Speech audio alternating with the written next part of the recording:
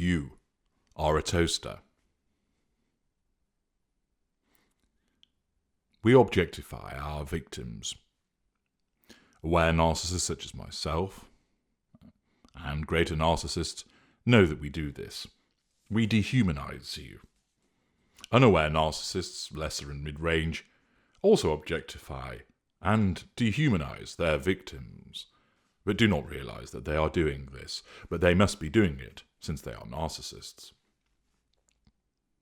We objectify because that makes it easier for us to control you.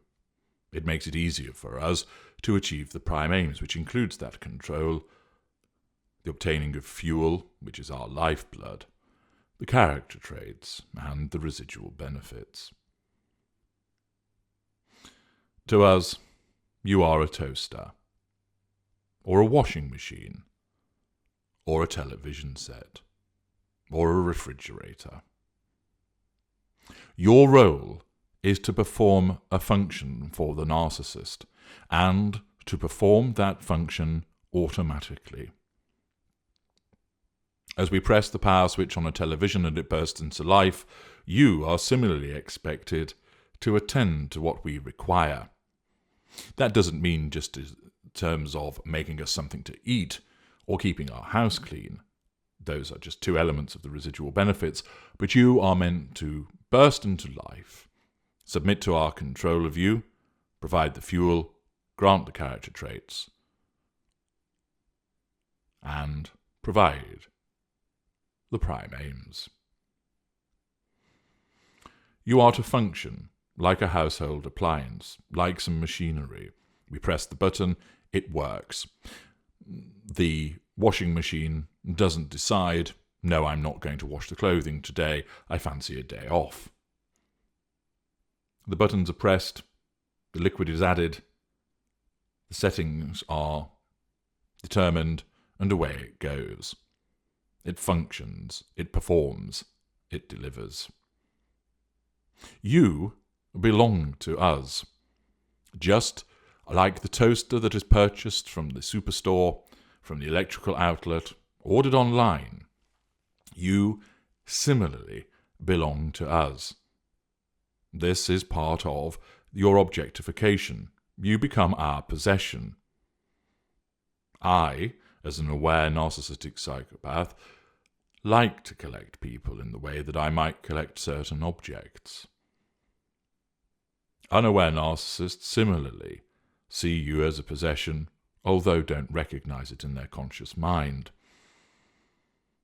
You belong to us, which means that ownership lasts forever, until such time as we shuffle off this mortal coil.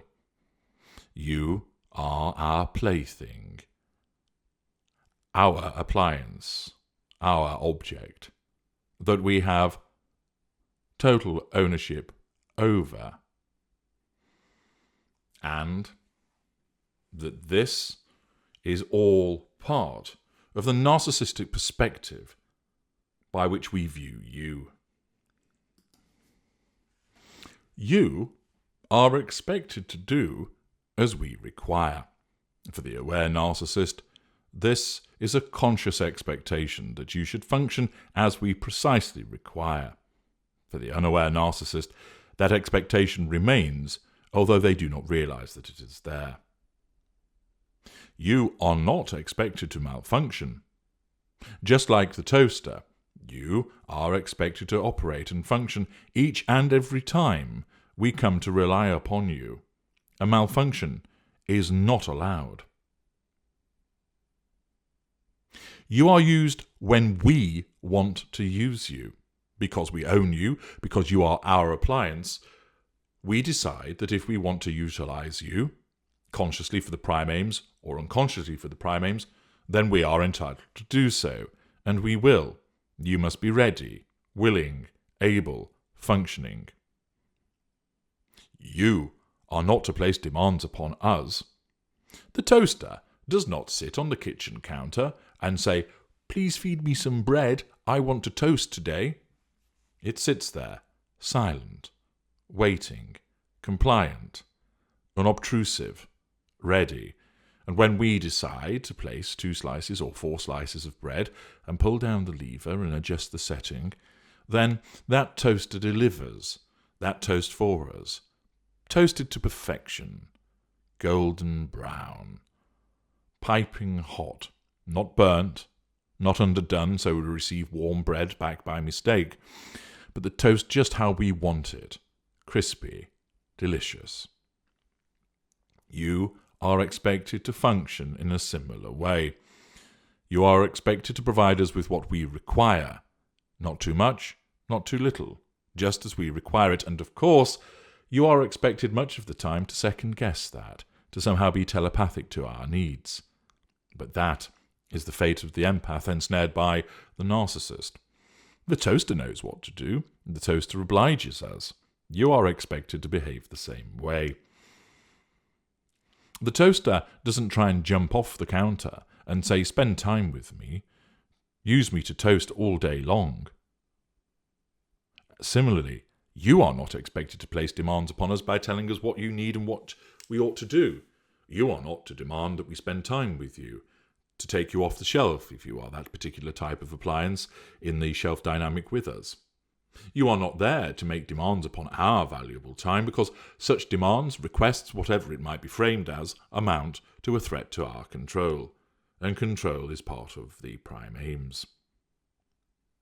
We, of course, can have several toasters, and we may choose a different toaster to use each day, starting with the red toaster, moving on to the light blue toaster, then the mint green one, the gold one, the silver one, the purple one, the lilac, whichever we choose, because of our sense of entitlement and the constitution of our fuel matrix, we may have many toasters in it, and if we so choose to use a different one each day, then we are allowed to do that. And none of those toasters should object to such an arrangement. Sometimes they don't know about the existence of the other toasters, but even if they do, that is not an excuse. The toaster in our kitchen doesn't sit there and think, "Well, I'm not going to toast because he used the Alessi rather than me as the Smeg today." The Smeg waits and performs, as you are expected to do. Sometimes we have a preferred toaster, so that the other toasters don't get to work, or they aren't working, or we don't see them as good. We don't see them as effective, so they are left to one side, left on the shelf that is the kitchen counter, while we utilise the preferred toaster, because it somehow toasts our bread in a superior way to any other toasters that exist. Similarly, if we prefer to utilise a particular appliance that is in our fuel matrix again and again and again, to the detriment and absence of the others, so be it. That is our entitlement. Unfortunately, some toasters break down. Of course, that is their fault, and isn't as a consequence of a lack of maintenance on our part, or overuse, placing too great a demand on it with regard to its toasting facility. The washing machine that breaks down is just because it's not fit for purpose. The television set that has gone on the blink wasn't a very good model, and it wasn't our poor choice to begin with, but rather someone has sold us a dud. They have tried to get one over on us. And therefore any faulty appliance gets thrown on the scrap heap. Because, from our perspective, it is no longer functional and of use to us, and we will turn to a different toaster instead. Of course, we may revisit the scrap heap and suddenly find that that toaster is functioning well again, and we take it back to our kitchen and place it on the counter and utilise it for our toasting needs once again. You are dealt with in the same way. Should you no longer prove effective, should you break down, should you not submit to our control in the way that you ordinarily should do, and we recognise this, then you risk disengagement and to be placed upon the narcissist scrap heap, where, painted black, you are regarded as a bad toaster, a rubbish washing machine, a completely useless television set. Of course, that perspective alters as a consequence of our black and white thinking, meaning that at a later juncture the other toaster has then begun to fade in and out, become somewhat flaky with regard to its reliability for providing us with that delicious golden brown toast, and therefore that appliance gets thrown onto a different scrap heap, and we take you from the existing scrap heap and realise that actually you function perfectly well and adequately, and thus you begin to be used once again, until, of course, the next time you fault and break down. You are a toaster to us, an inanimate appliance that is there to cater for our needs. You are dehumanized in that regard, and it is important for you to understand that this is the way the narcissist truly regards you. Of course, you will not like to be regarded in that way, and no one expects you to like that. It's just the way that it is. Deal with it.